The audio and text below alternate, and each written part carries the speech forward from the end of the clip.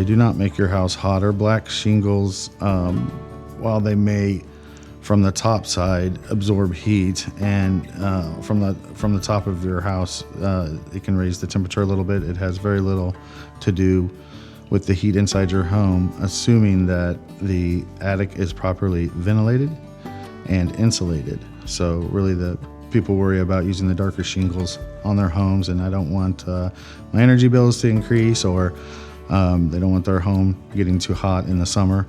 But if they make sure that their attic space is properly insulated and ventilated, meaning the intake and exhaust is well balanced, then you wouldn't notice that you had the darker shingles. You want the heat absorption, but it really, if you're properly ventilated and insulated, it should all work to keep that space dry and relatively cool. And so with the hot air escaping properly, it's not going to affect your energy efficiency. Well, from a cost standpoint, there's a difference between your metal roofs and your shingled roofs, and the quality of your shingle roofs, but fairly insignificant overall.